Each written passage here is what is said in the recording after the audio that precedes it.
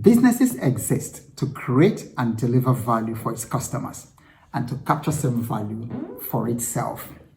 Now, what happened? The global crisis came like an unexpected hurricane and wiped out the values for many businesses. As the dust of the hurricane settled, many business owners are discovering that they have been technically reset to a startup. In this video, I'm going to be showing you 3 specific steps to take to reset your business and to rebuild value. For the best practical and implementable business advice on the planet, anywhere on this planet, make sure you subscribe to my channel and hit that bell, so that you'll be notified anytime I drop a new video, usually every Tuesday and Friday. In the wake of the current global crisis, I have coached and mentored hundreds of business owners and helped them rethink and rebuild their business models and operations. One of those virtual coaching sessions was held with a group of 100 women entrepreneurs from across Africa. And this is an email I received from them after that coaching class.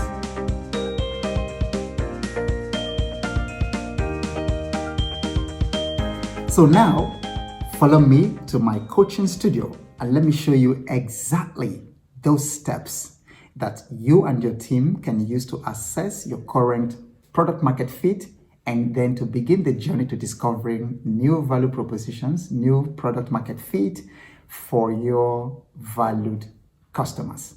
Okay, welcome to my coaching studio. This is my most intimate place. And you know why I love my coaching studio? Because that's where the rubber hits the road when it comes to entrepreneurship.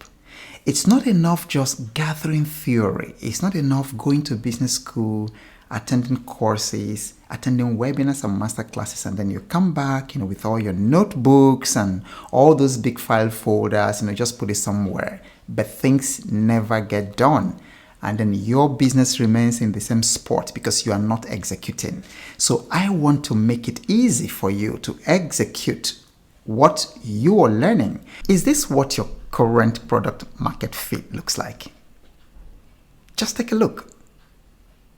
So after the global crisis, and then for some people, they are still, the effects of the global crisis are still reverberating in different ways in their business. Sometimes it feels this way, that this is how your market is responding, because what you had as the value proposition for them just a couple of months ago no longer satisfies their need.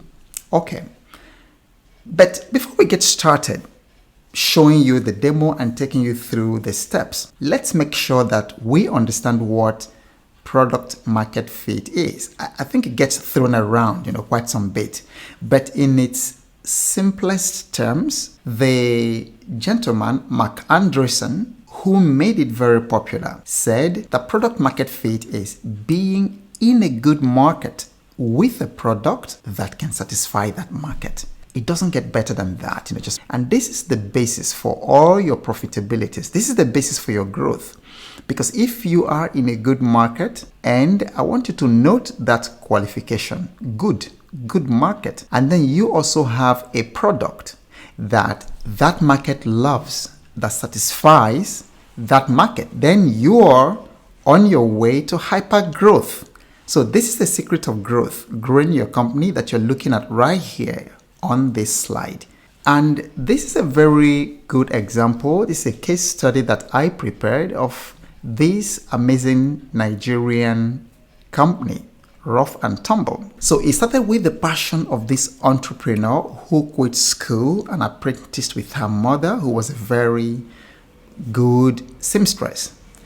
And when she got married and became a stay-at-home mom, she was inspired to start making clothes for her own children when she couldn't find pajamas and find some other clothing for her children in the stores. So, and this is where she went through the process of ideation and prototyping, which is a critical part of discovering a product market fit.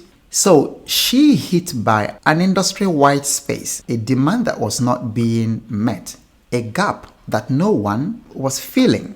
And so that led her to, some families would begin to ask her, "Oh, Nike, where did you buy this?"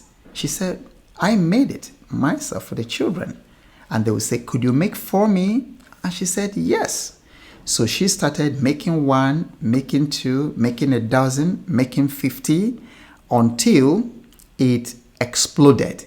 When she launched her product, she had just basically 2 employees, and then she was selling this product, the items of clothing, in different places, from the boot of her car, and she was selling in bazaars, and then she was generating market feedback, which is a very important part of the product market fit discovery.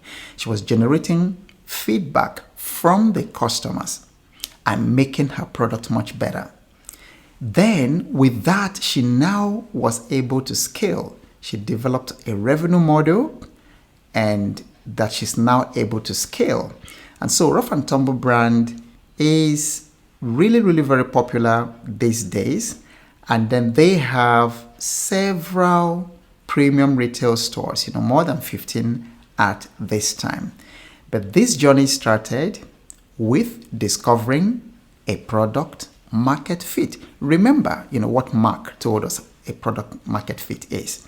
There's got to be a good market, and then there's got to be a product that satisfies that market. And that's what happened to Ruff and Tumble. So I'm going to take you through the 3 steps for how do you begin to rebuild value after the global crisis, after the global pandemic disrupted your business model and also shifted your product market. So we're going to review, first of all, your buyer persona, because that's actually where it always begins, the market.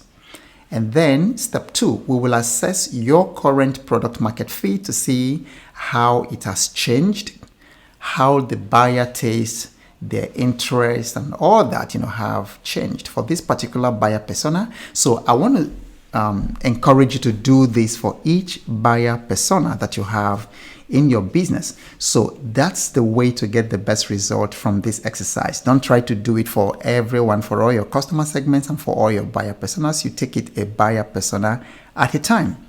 Then from there, you can develop new product market fit initiatives. So I can show you exactly how you will do that. So let's begin with the first step, which is your buyer persona. So you want to review your existing buyer persona. Just recapture that as I'm going to show you in a template. Recapture that. What are their pain points? What were their desires and goals and motivations? Frustration, habits, lifestyle, beliefs, worldview, and all that. Their basic bio. And then you're trying to articulate what specific problems were you solving for this customer before the global crisis. So I'm sure you're smart. You already know what we want to do. So we want to see the buyer persona before and after.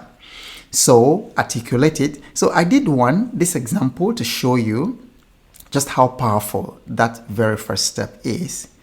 So this is a buyer persona, which is fictitious. I just made this up to help you to understand this. And this persona is called the boss. He's 51 and he lives in Accra in Ghana. He's also a politician and businessman. His worldview is that life is short, so make money and get power. And then his special interest, fitness, gym, education. He has affinities. He reads Daily Guide, which is a Ghanaian newspaper. He is a Liverpool Football Club fan, and then all that. So you look at the brands that he also interacts with. He loves Lexus. He loves Apple products. He wears Rolex. He listens almost religiously to 97.3 FM radio. He banks with Barclays. And so very, very important information.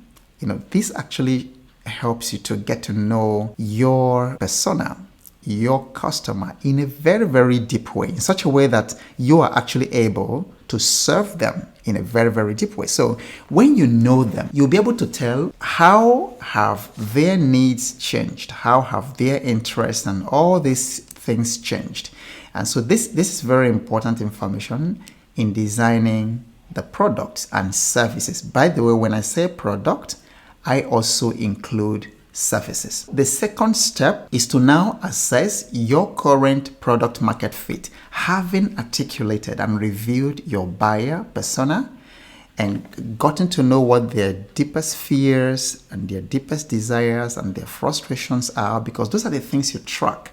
Because when you are creating a product, you are creating a product to address the pains, the frustrations, the deepest desires, the fears, the things that keep that persona awake at night. That's what your product should be solving for them, their internal and their external problems. Therefore, you will not be able to design a product or to create an offer that adequately helps this customer if you don't know them at that level. So in this step 2, you're answering the question, are you still delivering a product that the market wants? Does the market for this product still exist? Remember, we're looking for a good market. Are you offering the market what it exactly needs, wants? Do people still purchase the product? So these are the questions that we will try to answer in this step 2.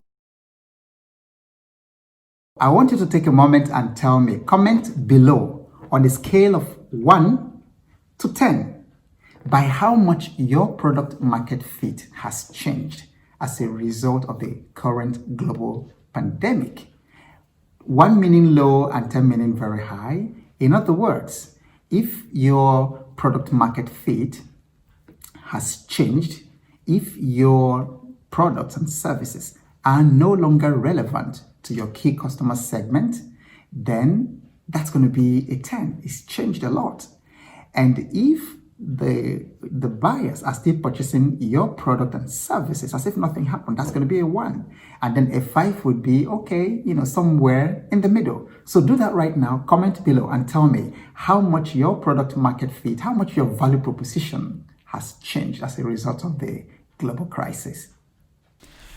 Okay, so welcome back to the coaching studio. Before I take you through the remaining 2 steps, I just want to show you the worksheet that you are going to download. So remember to go to the description, to the link provided, and download this worksheet to take you through the exercise that I'm showing you and that I'm about to take you through. So steps 1, 2, and 3, and especially steps 2 and 3 are combined in this exercise that you're going to see here. So what I have done is to go ahead and fill this up for you so that we can, maximize our time together. So I've gone ahead to fill that same worksheet I just showed you. So I filled it up here, and I'm going to take you through that for what you want to do.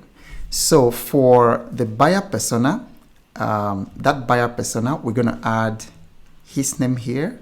We called him the boss. Okay, so that's what the buyer persona is here. And we want to try to find out before and after the global crisis, what were his pain points, what were his interests, affinities, motivations, goals, frustrations, what delivery channel did you use to serve him, to deliver the goods or the products or the services that you made for this particular persona. And so you begin to see how brilliant this is, because you're looking at this before and after, because that's the only way you're going to make very intelligent decisions. And that's the only way you're going to carry out your product design.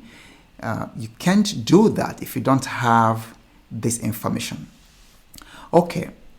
So for the boss, that's the persona that I just showed you a while ago. Remember, that's the very first step, to review the persona and capture it in. So most of the things I have here were the things I already pre-populated here for us. Okay, so what were the pain points of the boss before this time? What was the specific challenge, this specific problem that this customer was trying to solve and that the business was solving for this customer. So for the boss, I said that his particular pain point was to determine what, where, and when to buy property. Okay, so I'm assuming that I am a real estate company. Okay, so I also help people to find property investment. That's what my business does. Okay, I'm making this up. So the boss struggles with finding what, where, and when to buy property. Okay, now let's follow this rule because that's actually the most important. All these other things that we have here give us information to use to capture this very first rule. So pay attention to this very first rule. And as you also look at these rules later, you find that some information that you're going to be getting from these changes here will help you to make this input over here. So that's what his problem was before that time. And so this column says, what were the features, okay? What were the features of the product or the service package that satisfied the pain points of the boss, okay? So in the package that we had for the boss before the pandemic, we had investment advisory services. So we had legal searches. So we would usually help the boss to search. If somebody wanted to sell some property, we did some legal searches to make sure that the papers were good. Okay. And we also provided him a spreadsheet with his investment returns spread over the next 10 years, over the next 20 years, over the next 30 years. And we also had a design and build service. Now, what is the change? Now, what has changed along the line of the pain points of the boss is that the currency risks are now eroding investments because there's been a devaluation of the currency as a result of the economic crisis. Okay. And then another problem is that this economic uncertainty, because you see, the renters in the property that the boss already have are struggling to pay their rent because the buyer power has gone down. And so here I'm asking, what are the possible new features given this new situation right now, given the change that this persona has undergone? What are the possible new features for the product or for this service package? Okay, so in this case, this list of features that we have here is still valid. So we will use the status quo. We still offer this because these still address the pain. But in addition to that, we can offer is a service. We can add some kind of currency hedging to the investment products that we give him. The reason is because the currency devaluation and the instability in the economy are eroding his investment. Okay, and so here we can also add renter assessment services. So for his existing property that we're managing for him, before this time, we were not managing it. Before this time, people rented, just, he was giving out the rent. But now we want to be able to screen the renters to make sure that these people can, pay the rent, no matter what the crisis is. All right, so that's an example. And then here we're asking, what are the internal operation initiatives? And this basically means, as a result of the new things, these new features that we have here, what capabilities do we need to build that we don't already have? What resources are we going to need? What partnerships are we going to require? What adjustments are we going to make in our supply chain? So this is what this very first one is about. And here, so let's take one or two more examples around here, but of course you can always come back and then watch this video and get the details. So his interests, for instance, he traveled a lot, he had fitness, he loved to go to the gym, and he loved Fela music. How has this changed after the pandemic? Okay, so most of the interests remain the same, but his travel is now limited. And what is a possible new product feature I can add for this persona? So I can create a premium health club package. So I can go to the premium gyms and premium golf clubs and premium wellness centers all around Accra, and then some other cities where he travels quite a lot, London, Sydney, New York. And I can create partnerships, and create an executive package for his family, where if they want to swim or they want to use the gym, they go there. I can actually offer it as a complimentary service. So these are the things that you want to take a look at one by one. His affinities, how have they changed? Okay, so he used to attend this to eat at a certain restaurant every weekend. That does not happen. So now he suddenly started. You can see that something else has happened here, because I understand this persona very well. So I noticed that this persona has become quite religious. So they've started attending church. And so that's a new thing, a new affinity.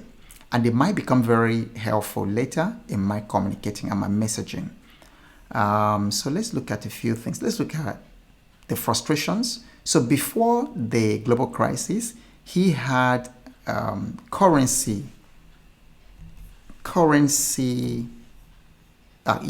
fluctuations. Okay, so today he would invest 1 million Ghana cedis, but by the end of the year, the 1 million Ghana cedis, because of inflation and because of the weakening of the currency, is not even up to 1 million anymore. So that was quite frustrating. And then the currency fluctuations still exist. And then there's also the low buyer power of the renters, like we mentioned a while ago. And delivery channels, I find that interesting. So before the global crisis, we used to have face-to-face meetings. And we used to also meet at the project site. And then we used to communicate on phone. But in addition to this, there is a new opportunity to communicate with this persona via WhatsApp. And then within this time, we discovered that, we don't always have to meet face to face. We could actually have certain meetings by Zoom conference. And again, so I can, as a part of the possible new feature, include automated online payment for him. So this is really, really very, very useful. This is extremely, extremely useful, what you're seeing here. And so it's important that you and your team spend time picking your personas one after the other. And I guarantee you that, because not so many people in your competition will do this. This is a very powerful competitive edge, because now you're developing and designing your product with a lot of with data. You're following a process, and then you're developing it with a lot of insight, with deep insight, which many people are not doing. So based on all of this, you will now be able to generate this initiative list. So when you have done all that, you will now be able to generate, so the old product features and then the new product features. These old product features are addressed all the pains that existed before the global crisis. These new product features address all the pains that now exist after the global crisis, and you're putting them side by side. And the very next thing, and perhaps the most important thing to do at the end of the exercise, is to now ask, what are the operations initiatives? What do these mean for our company, these new product features?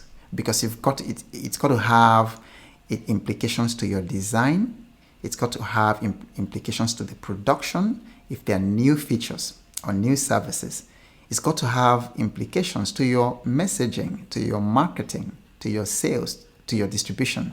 So you come up with all these initiatives, about 7 to 10 solid initiatives that you can use to put this to motion.